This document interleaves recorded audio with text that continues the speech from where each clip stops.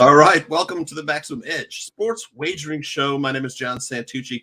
Call me Tooch. I am here. I got Anthony in the car. I got Chris Thurston from Wager Talk and the Hustle. CT Bets. Chris, man, I'm a big fan of the Hustle. Sometimes I'm in the chat room telling people to hit the like button. I love. We just had your pal Adam on the show a couple days ago. Thank you so much for giving us your time, Chris. No, absolutely, guys. Pleasure to be here with you guys, and nice to meet you guys virtually. And a big fan of your guys' show. Watch it from time to time. You guys are doing a hell of a job, and thanks, man. Glad to be on. And hopefully we could pick some winners. All right, Definitely. Man. Well, we're gonna talk a little NFL. We're gonna give away a free pick as we always do, and we'll talk a little two free picks tonight, man. See, just the show just keeps getting better. It just keeps getting better. Chris gave out a free play. I mean, we got to go out too, so got to give out a good one. Right on. Well, let's talk a little NFL action, man. We got the conference championships this weekend, man. So while folks who are listening to the show are getting their menus ready, the briskets is purchased, wings, everything. Let's look back on last week's game, man. Kansas City, Buffalo. Chris, one of the most exciting games I've seen in a long time, if not the most exciting game I've ever seen. My wife was going nuts too, and she doesn't know anything about football. So what was your big takeaway from Kansas City, Buffalo? Were you a little upset maybe if whether you had, I don't know whether you had money on the Bills, but Josh Allen didn't get the ball in overtime? Sure. So it's funny. Yeah. So Kansas City was my best bet of the week. I had the money line. I laid the minus 125 there, and I agree with you. That was probably, I'm 37 years old. That was the best game that I've ever seen in the NFL in my 37 years. And you couldn't ask for a better weekend with the other four unbelievable games. So yeah, I to your question, was I upset that Josh Allen didn't get the ball? Obviously, no, right? I had the Chiefs, but a lot of my good friends had the Bills, who are very sharp as well. And, we got into a few different arguments, and it was, they were saying, well, I was very lucky to win that game, and it was unfair that Josh Allen didn't get the ball in overtime. Well, Anthony and Tooch, I'm going to tell you one thing that you guys already know. First of all, the Bills go up 7-0, and then they didn't lead that game again until 1 minute and 52 seconds left in the game, when Josh Allen throws a miracle on 4th and 14. Yeah. So then, okay, I'll give the Bills credit. Then it obviously goes back to that crazy fireworks, right? Back and forth scoring. And then the Bills have the lead with 13 seconds left in the game, and you can't close it out. And you go to overtime. So I'm sorry. No, I wasn't lucky. The Bills should have fucking won right there. And if you're not good enough to do that, then you don't deserve to win the game. And I picked the winner of the game, and the best team won. 100% the best team won. I'll give hats off to the Bills. Josh Allen played an unbelievable game. The Bills had a great season, but the right team is in the AFC Championship. That's true. Right on. Man, I'll tell you, that 13 seconds left and you're still rushing 4 guys.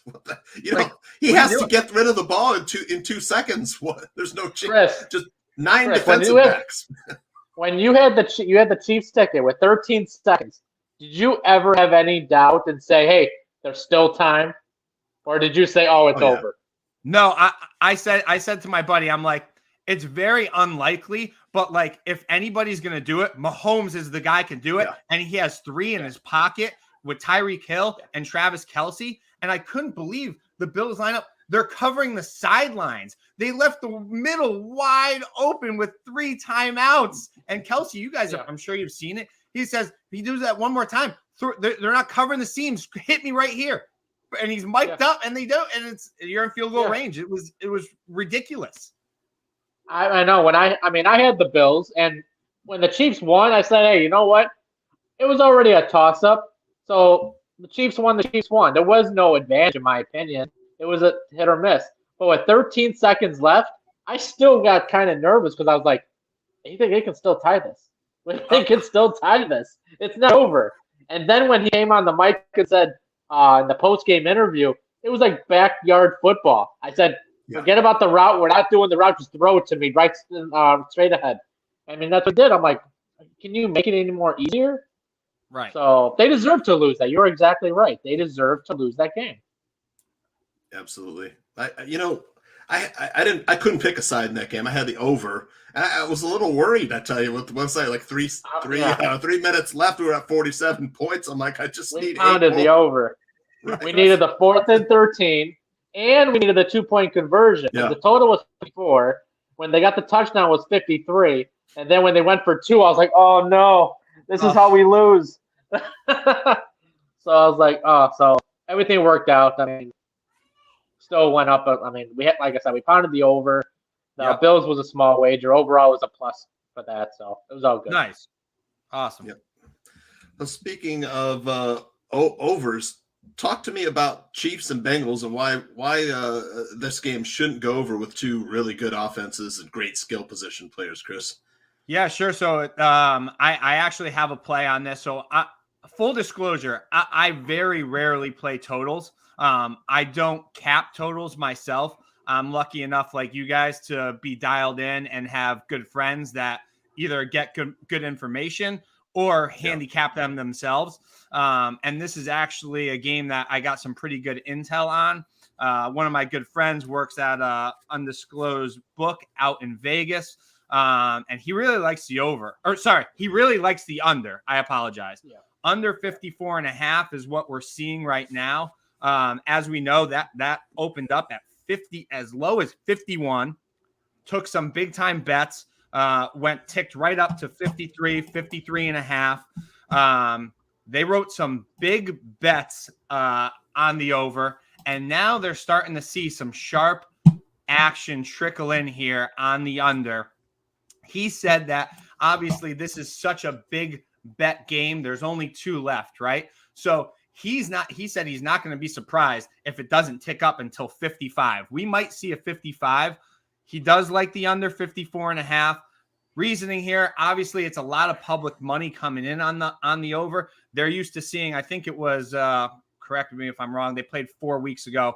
It was 34-31. So public is seeing that 65 total. They're seeing the books throw up that low number of 53.5, 54.5. Think they're getting away with a steal here. They saw those 2 games on Sunday, divisional round weekend. They both soared over. But as you were just saying, Tooch, both of them could have very easily went under. Yeah. So I'm playing the under here. I played 54.5 under. If it ticks up to 55 or any higher, I'm going to take some more. But that's a play that I've played in that game. I have not taken a side on that one either, guys. Yeah, and I have not picked a side either. And I want to talk about when the Bengals played the Titans and the decision to go for 2 after the distance to the goal line penalty, and Mike Vrabel decided, hey, let's punch it in from the 1, and he couldn't get it. They could have used that extra point in the fourth quarter, kind of run the clock down a little bit, but end up giving Joe Burrow and the Bengals a chance to win the game. I mean, yeah, you think of that one, and then you also think of the now I had Cincy plus 3.5, so I was going to probably win that game no matter what happened, right? Mm-hmm. But Tannehill comes down, and it's unbelievable. I mean, honestly, there's only one guy in the NFL that could fuck that up, and it's him. And you throw a pick right there. True. Like, how? It doesn't even make sense. The game was over. But Tooch, you said it perfectly. Coverage. I was really surprised because Mike Vrabel is in probably, I don't know if he's in top, I was going to say top 5. He's in my top 6 or 7 in the NFL. Great coach. Yep. And just had a couple brain farts, right? And you're putting the game in the hands of Tannehill to throw the ball when you're practically in field goal range. Yeah. I don't know. I was happy to see it, but I just don't know how we had Clay Travis on The Hustle yesterday, who's a big Titans fan. And he's like, CT, he's like, it's just mind blowing how they screwed that up. It doesn't make any sense. He wants to behead Tannehill, wants him out of here. He's done. He's had enough chances. I mean, Vrabel needs to stay. How they overpassed, didn't take a look at – well, they took a look at Brady and they passed on him was just mind-blowing to me. I agree with Clay Travis. He said they got to throw everything in the kitchen sink at Aaron Rodgers to get him to Tennessee. Yeah, and that's been the talk too. Rodgers maybe leaving Green Bay. Yeah, just the frustration and the disintegrating relationship between Rodgers and the front office. That Tannehill throw was almost as bad as that Kyler Murray one from the end zone. That was the shortest pick six in NFL history. But just stupidity. Yeah. Yeah, that game, Murray looked like it was his first game of his NFL career. Yeah, it was just it makes awful. sense. And that was that was my worry with Joe Burrow. But when you think back, okay, Joe Burrow's played in college championship games. It wasn't Sure. the stage. Proven to me, man. Yeah, the stage hasn't been too big. He is proven. He is. I mean, ice in his veins. He is. It doesn't matter what stage of the championship it is. He just throws a good game. I mean, he was had a better than so many Tannehill. times in the And game. Tannehill's a veteran. Nine times. Nine. I Got right back up and had no problem. He didn't run for his life. He just took it like a champ. I respected that. I was like, damn, he took that sack. And I was like, he got right back up, no problem. Let's get back in the huddle, first down. I'm like, I had to go and look and see if Jeffrey Simmons, man, he looked nice on the Bears defensive line. I was like, that guy was in the backfield every play. It's like, geez. Yeah.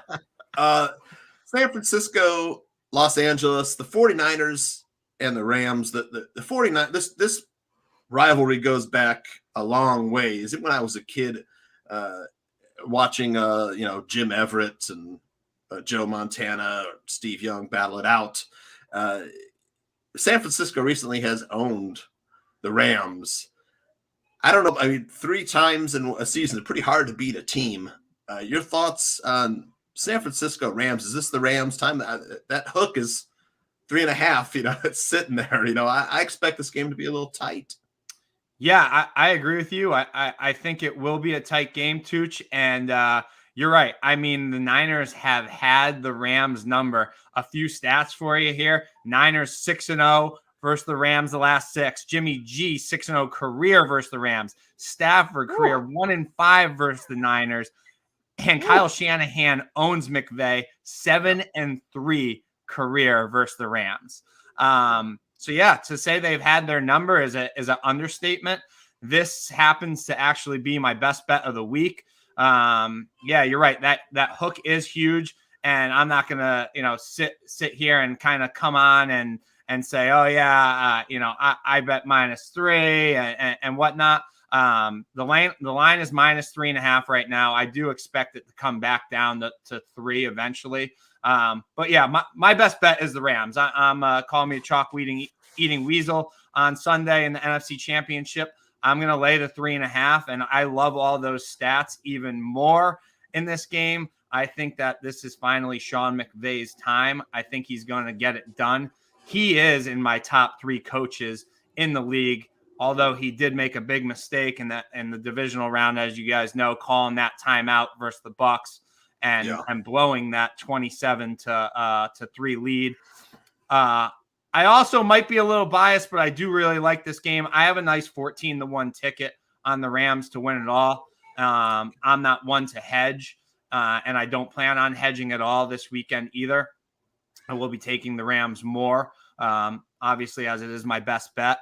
Yeah, like you said, I throw that kind of out the window because I don't want to come on here and say, I'm not coming on my shows and saying, yeah, the reason why I'm betting the Rams is because the Niners beat them two times this year, and it's really tough to beat a team 3 times. That's not my MO. I just think that this game matches up really well for the Rams. We saw the last week of the season, right? The Rams are up 17-0 in the first half, have an unbelievable first half. They look great.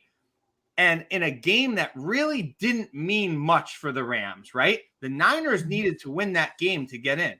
Niners don't win that game. We're not sitting here talking about the Rams versus the 49ers. And I'm sure you guys already know this. As everybody's saying Jimmy G's banged up and everything, he is. but he's played through. I got to give him some credit. I'm one that always says, so I'm from New England. I'm from Boston. I used to be a big Jimmy G fan. I was upset when we got rid of him as a Patriots fan, right? I've always said he was a baby. I got to give him a lot of credit. He's playing through some big time pain right now. His right throwing shoulder's banged up. His thumb's banged up. But the reason the Niners have scored one offensive touchdown so far in the playoffs. One. And don't get me wrong, that Niners D has been unbelievable. They've been great. To go into Lambeau Field and get that outright win is absolutely unbelievable. Versus MVP Aaron Rodgers, in my opinion, and obviously he lays an egg there, but I do still think he's the MVP this year. Yeah. I mean, what a feather in your cap that is for the 49ers. But Tooch and Anthony, my best bet is the Rams. I think this game matches up well for them. I think we're going to see more of that first half Rams than we did that second half Rams in that second game of the year. And I think the Rams are going to take care of business here. I'm laying the 3.5 as my best bet of the week. Nice. Well, great analysis, man. I'll tell you, I got to give props to Anthony. The first 2 weeks, he was all over the Niners money line, and riding them, picking the Niners to go to the Super Bowl as well. So I don't know, Anthony. Do you still feel 3.5 with the Niners? The Rams just look like a totally different team in the playoffs than they did in regular season. Season, they were frauds. You didn't know what to get out of them. They were losing the games that they should have won. They couldn't beat the good teams. In the playoffs, man, they're looking dynamic. They're running the ball. They're throwing the ball. Stafford looks comfortable. He's not making mistakes. But so my heart says take the Rams, but my ego is telling me to take my ego. Is telling me to take the Niners because I got the ticket for the Niners to go to the Super Bowl, or to win the NFC and to win the Super Bowl. So I'm torn apart on what I should do right now, but right now I'm on Niners. I haven't decided for Sunday. Sure. Right. Well, the Rams, I'll tell you, they have the return of Cam Akers. They really have a very nice. They got a better threat at running back than former Patriot Sony Michel, who did a serviceable job. But Akers is so much more dynamic. He's faster, slicker. 2 fumbles. Right. Not versus Tampa. Yeah, but that first game looked like he gave a shot in the arm to the. I hate to say it, you got to throw that Cardinals game out the window. The Cardinals did not come to play. That was come on, that was like a bye week. That was like the Bucks playing the Eagles in week 1. That wasn't even fair. The Eagles had no right of being in there, and the Cardinals, they played worse than the Eagles in my opinion. So basically the Rams, they showed their stuff versus Tampa. That was a quality win. So if they could bring that type of game style and play in versus the Niners, there's no way the Niners are going to beat that. So it's going to be interesting on what Rams team we do see. Yeah, that's a good point, Anthony. I totally agree. It's a matter of what Rams team we see. I'm betting on Sean McVay to have these guys fired up and ready to go and say, hey, assholes, we almost just blew the divisional round here when we were up 27-3, and this game was over. You guys have been playing great football. What just happened there? Wake up and play your game. I don't think that as much as this Niners D has been playing great, I don't think that the Rams are going to have a big problem scoring. I think they're going to put up points. And then I do think that the Niners will struggle to score on offense. I really do. I think Jimmy G will make mistakes. And you might sit here and say, Chris, Stafford is known to make mistakes. Absolutely. He is very well known to make mistakes. I just think that he has a more high-powered octane of an offense around him. Sure. And he's going to be able to score. And with Sean, and don't get me wrong, Kyle Shanahan is a good coach. He's made some boneheaded decisions in his career, obviously, as we all know. I think Sean McVay is going to be able to get it done, and Matthew Stafford's finally going to get to the big one. Well, I mean, this Rams team is built to win now. They added the pieces. For sure. They added Von Miller, Odell Beckham Jr. They've got Cooper Kupp in place, arguably the best wide receiver in the NFL. And the tight end position, Higbee's he's all right. He's not George Kittle, But if you were to ask me to pick between Matt Stafford and Jimmy Garoppolo, I'm picking Matt Stafford. It's just the arm, you know. So I mean, I grew up in the suburb of Chicago.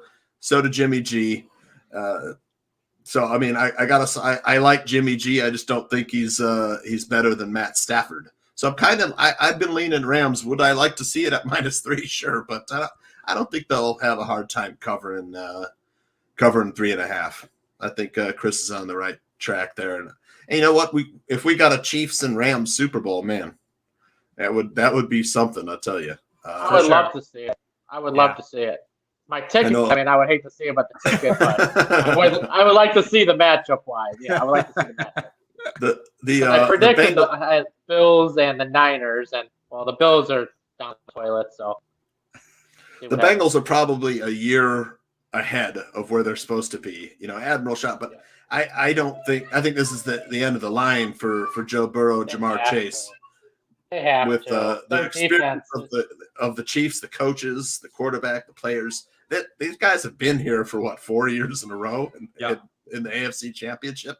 You know, that is a team that they're all about the business right now. So, all right, what do you say we give away we've already gone over, so we give away a free play, and let me grab the free play transition. Hey, Chooch, while you're doing that, that might have been the best take of the show so far that you just had. The Bengals are a year ahead of where they should be. Yeah, and next year, watch out. Better myself. Yeah, and it was the same thing like with the Patriots. You know, they're a year ahead too. I mean, whether they won or lost the game against the Bills, it was a successful season for the Patriots. Sure. Yeah, you know, they Mac Jones, man, I loved him coming out of Alabama. I wish the Bears. I mean, I thought if the Bears stayed put, they have a chance at Mac Jones. They traded up and got Justin Fields. I'm fine with that pick too because he looks. Sure, he would have been a bust in Chicago. He would have been a bust in Chicago. Well, I mean, the Matt Nagy would have found a way to ruin. He almost ruined Justin Fields. But, right. I'd rather have Justin Fields at least can run away from his defender. Mac Jones would have been a sitting duck. So Mac Jones is better off in England. The thing that I love about Mac Jones is the ball placement. He always places it out in front where his receiver can do something with the ball and makes the touch, you know, over the defender. That's what I loved about Mac Jones. Very smart player. Physically, you know, he's not going to run away from people or anything. But man, the kid is a smart player. I would have been happy with either guy. Justin Fields brings that, you know, extra dimension with the running. You know, and he's got a pretty damn good arm too. But all right, I probably rambled on too much. How about a little free play, and we'll roll a little transition.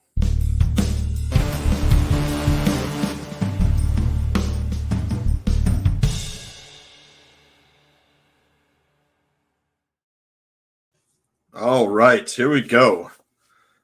We got the free play, Minnesota +6 up at the Roundhouse. Man, all right, and taking on Ohio State. I'm a little worried about that Minnesota game, just because. I mean, without the players, their top players are Curry and company. They won anyways outright last time against Rutgers, right? And then tonight, Ohio State. Ohio State likes to play up to their competition. They're not a team that blows people out, so I can easily see this within 6 points as a home dog for sure. You say before the show that their players are playing, so there's not really missing players. Nice. Okay, so Curry and company are back. It looks to me that I'm not sure about Curry. It looks like Jamison Battle's going to play. Okay.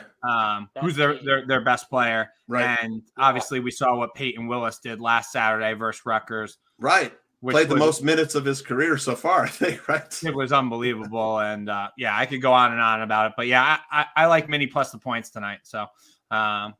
Go ahead and fire a little money line or a little money line on the sprinkle too. Nice. And the second pick, you got to wait. You got to stay up pretty late for this one. So I think it tips off at midnight Eastern time.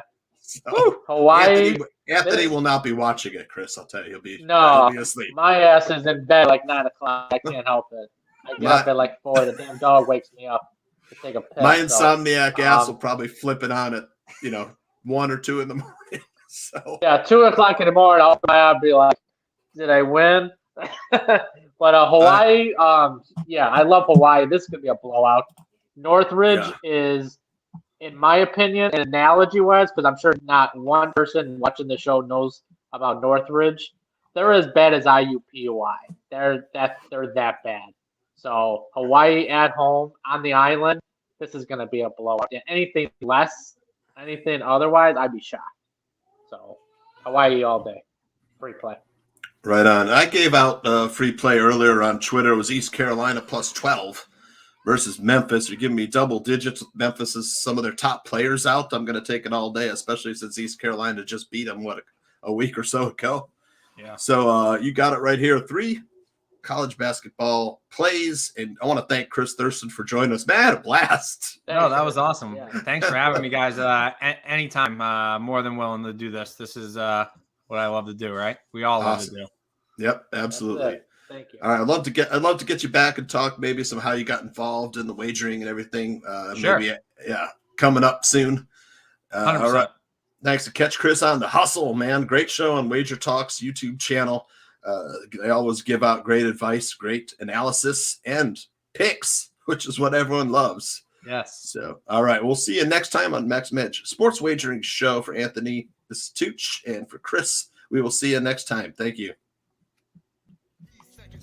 And I'm the team captain. He's the preview, and I'm the main attraction. Unstoppable, unconquerable, on top of the world, accomplishing the impossible. Unstoppable, unconquerable, on top of the world, accomplishing the impossible. Invincible hustle, mighty desire to conspire, to transpire, to be higher.